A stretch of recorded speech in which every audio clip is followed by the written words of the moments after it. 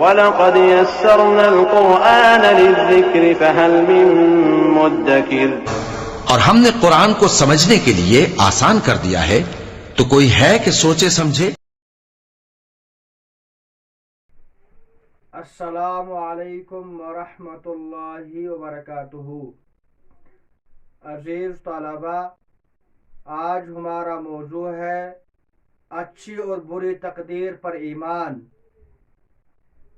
جس طرح اللہ پر ایمان لانا ضروری ہے، ملائکہ پر ایمان لانا ضروری ہے، اللہ کی کتابوں پر ایمان لانا ضروری ہے، پیغمبروں پر ایمان لانا ضروری ہے، مرنے کے بعد دوبارہ زندہ ہونے پر ایمان لانا ضروری ہے، اسی طرح اچھی اور بری تقدیر پر ایمان لانا بھی ضروری ہے۔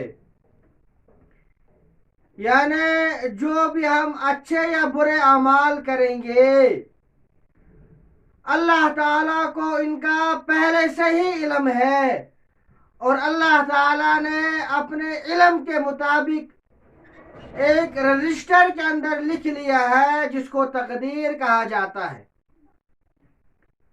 ہمیں یہ پتہ نہیں ہے کہ ہم اچھے اعمال کریں گے یا برے اعمال کریں گے، ہم کب مریں گے، کیسے مریں گے، کس حالت میں مریں گے، لیکن اللہ تعالیٰ کو یہ پہلے سے ہی پتہ ہے، اور اس نے رجسٹر میں پہلے سے ہی لکھ لیا ہے ہم کیا کریں گے اور ہماری موت کیسے ہوگی، جس کو تقدیر کہا جاتا ہے۔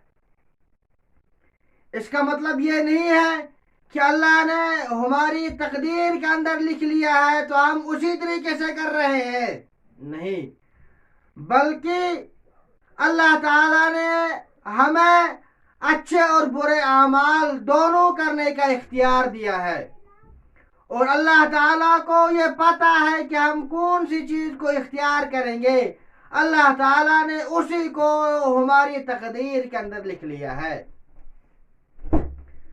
مثلا ڈاکٹر بیمار کا علاج کرتا ہے، مریض کا علاج کرتا ہے، جب بیمار لا علاج ہو جائے تو ڈاکٹر لکھ کر دیتا ہے کہ یہ بیمار لا علاج ہو چکا ہے، اب اسے گھر لیا جائے، اب ہم اس کو علاج نہیں کر سکتے ہیں۔ تو کیا کوئی آدمی یہ کہے گا کہ جو ڈاکٹر نے لکھا ہے اس کی وجہ سے بیمار مر رہا ہے؟ نہیں، بلکہ ڈاکٹر نے جو مریض ہے اس کی حالت کو دیکھا، اس کی حالت کو دیکھ کر لکھا کہ یہ لا علاج بیمار ہے، اب اس کا علاج نہیں ہو سکتا ہے۔